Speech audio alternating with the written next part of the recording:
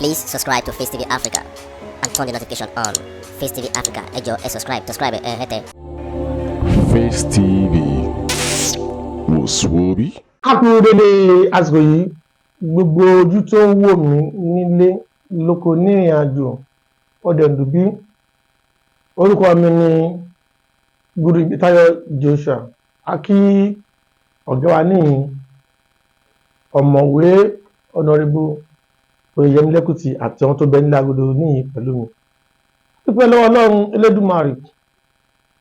Bàbá tó ti ṣọ́ láti àkàbà kíní ìkejì kẹta títí dé àkàbà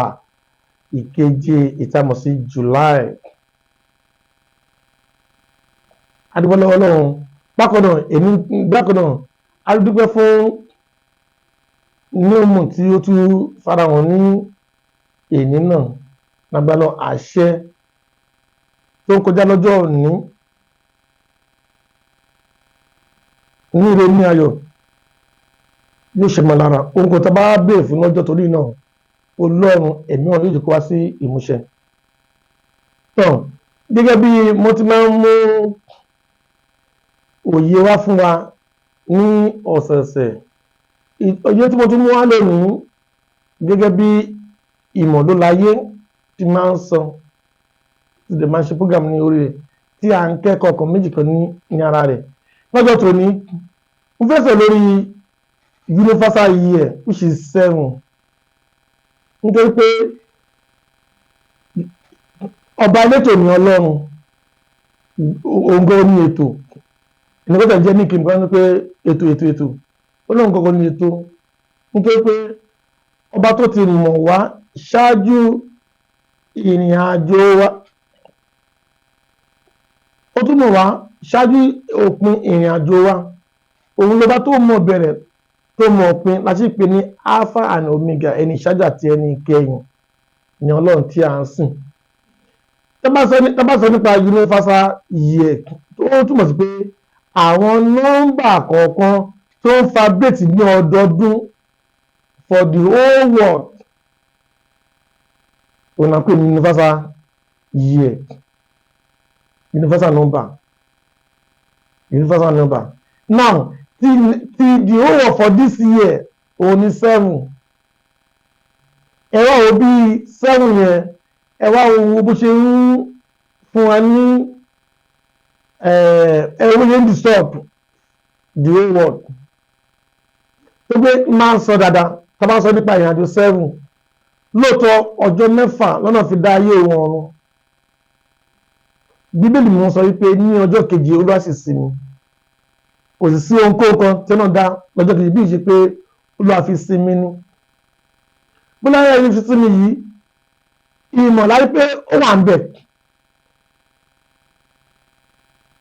àti ọ̀rọ̀ Ọlọ́run.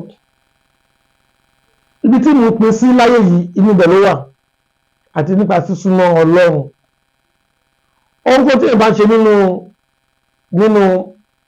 universal 7 tí kò bá ti sí ìpáyà ìbẹ̀rù Ọlọ́run àti sísúnmọ́ Ọlọ́run tí ẹ bá ti fi kún ẹni yẹn kọ́ńtì bẹ́ẹ̀ orílẹ̀-èdè bẹ́ẹ̀ ó ń ṣe lásán ni. Nítorí pé tábàsọ nípa universal ó máa affect the whole akọ́bẹ̀rẹ̀ àti continent,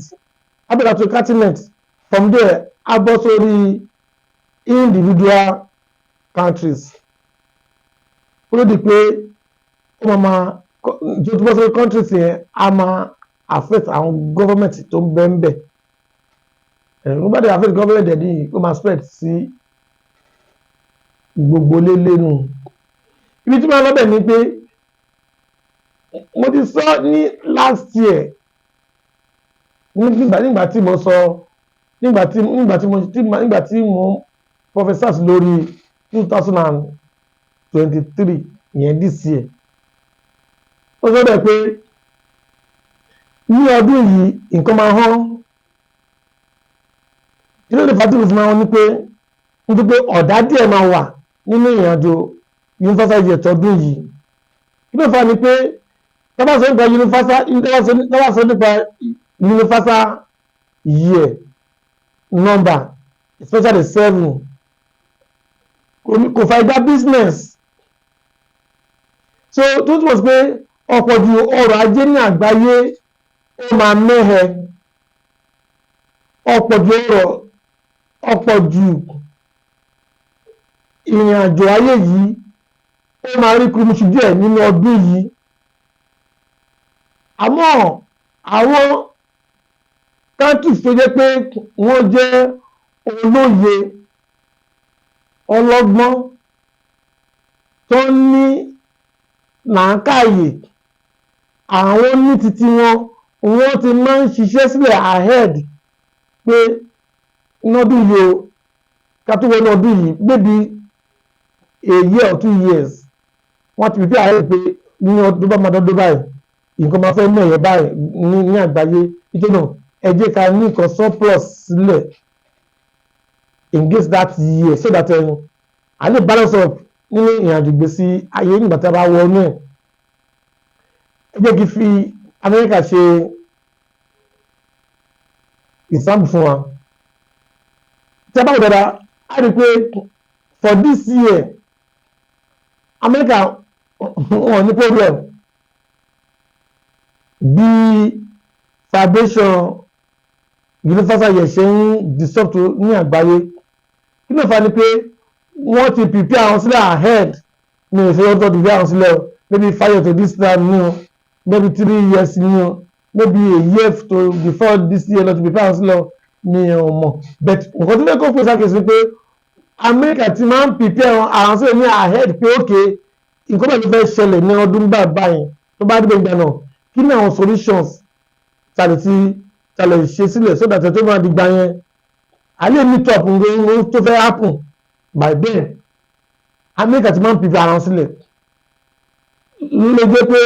ní gbogbo ìgbà la máa ń gbóṣùbà fún Amẹ́ríkà pé Amẹ́ríkà tíráyé Amẹ́ríkà yìí wọ́n ní good government need lọ́ ti máa ń pèpè ara sílẹ̀ fún ará ìlú so that kò lè sí wàhálà mọ́ much ẹgbẹ́ tí pẹ̀lú sákìsì kan lórí ọ̀rọ̀ Amẹ́ríkà nǹkan fẹ́ yàbára ní o ẹ̀rọ ìgbà tí mo sọ̀rọ̀ nípa gbásánà ilé Nàìjíríà pé alphabet ẹ̀rọ bó ṣe ń mú aló gbologbologbologbologbò mẹ́jẹ̀bá fún at the same time náà ní DCI náà àwọn Amẹ́ríkà náà ọ̀nà fàbẹ́ẹ̀tì pàṣọmọ̀yà 9 títí wọn náà kò máa mú ọ̀lọ́gbọ̀lọ́gbọ̀ kí ló fà ní pé wọ́n ti fi àwọn sílẹ̀ ahead náà nù pé ọdún nǹkan mìíràn fẹ́ papọ̀ sí ọlọ́wọ́ lọ́dún yìí o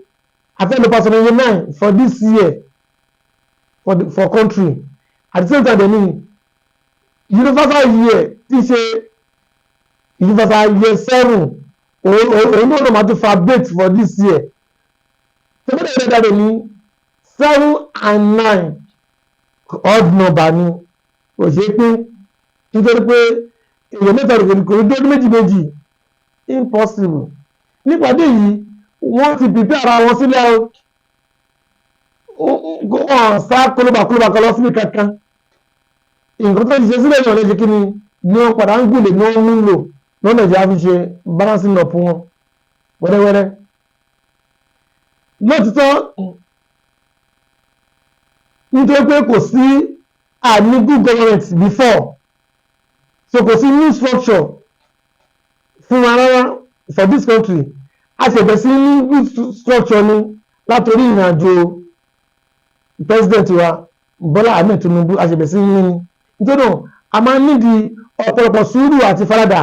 kí bàbá ìkótó lè bá reset gbófin ní mẹ́lọ́mẹ́lọ́ ọmọ ìdílé gbọ́dọ̀ ní sùúrù àti faradà gan-an nítorí pé tí ó bá fi máa tó 6 months a year tí president ti ń bá àwọn ètò náà bọ̀ á rí i pé ó máa bẹ̀ sí máa rọrùn fún wa arábẹ̀sẹ̀ máa tù wá á máa rọrùn fún wa then nípa ìrànlọ́wọ́ epo ìtàmọ̀sí sọ́sìlì tó yọ kó ní títọ́ tí ìrànlọ́wọ́ tí gọ́ọ̀mẹ̀ntì fàyọ̀ ní tọmọwọ́ epo lórí epo ó dá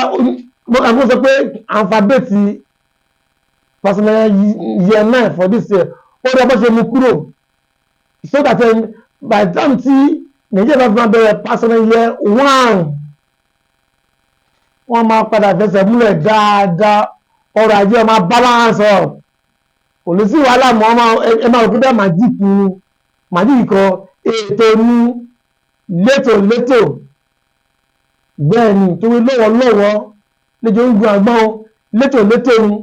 So nǹkan tó yàtọ̀ síbẹ̀ ni pípa sínú universal year 7 tí gbogbo orílẹ̀-èdè fabet at once as a whole.